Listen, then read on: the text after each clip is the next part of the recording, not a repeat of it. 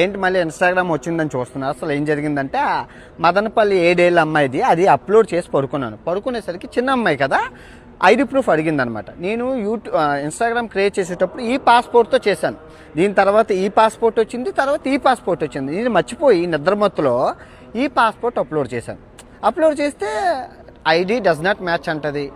ఇదేంటి అని చెప్పి మళ్ళీ అప్లోడ్ చేశాను. ఐడి డస్ నాట్ మ్యాచ్ అని చెప్పి పిచ్చా ఏంటి నా పాస్పోర్ట్ అనేసి నాకు ఐడియా రాలేదు, పాతది ఉంది కదని. సో మళ్ళీ చేసేసరికి 48 గంటలు నీది హోల్డ్లో పెడుతున్నాము అని చెప్పారు. ఓకే నాకు అర్థమైంది, ఓకే డిజబుల్ చేస్తున్నాము అని అన్నారు కదా.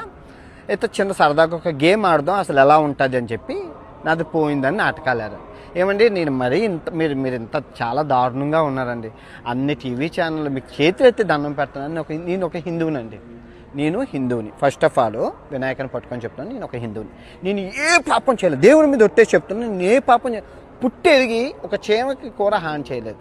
దానం పొద్దున్న లెగిస్తే దానం ఈరోజు కూడా దానం చేశానండి రోడ్డు మీద వాళ్ళకి.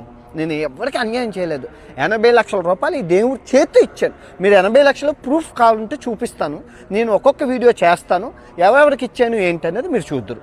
ఓకే, సో నేను చేసిన తప్పల్లా ఆ బెట్టింగ్ యాప్లు ఆపడం. ఆ బెట్టింగ్ యాప్లు ఉగ్రవాద సంస్థలకు వెళ్ళిపోతున్నాయండి. ఆ డబ్బు ఆపడం, ఇంతమంది శత్రుత్వాన్ని తీసుకున్నాను. టీవీ ఛానల్ మరీ దారుణం అండి. అన్ని టీవీ ఛానల్ మీకు మరీ నేను ఒక హిందువుని. నేను ఏ మతానికి సంబంధించిన నేను హిందువుగా పుట్టాను. నేను మహాభారతం చెప్పాను, రామాయణం చెప్పాను, భగవద్గీత చెప్పాను, అన్నీ వచ్చు. కంఠోపాతంగా మంత్రోచ్చరణలు అన్నీ వచ్చు అండి. మీరు మరీ హిందువుని కాదని చెప్పి దేవుణ్ణి తిట్టాను అని నిరూపిస్తే 10 లక్షల నజరానా బహుమతి ప్రకటించానా? నేను తిట్టానని ప్రూవ్ చేయండి, ఏ లాయర్తోనో అనిపించండి.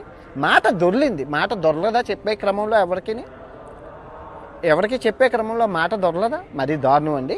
ఫుల్ వీడియో ప్రపంచ యాత్రకు ఛానల్లో పెట్టాను, ఎప్పటిలాగే చూడండి.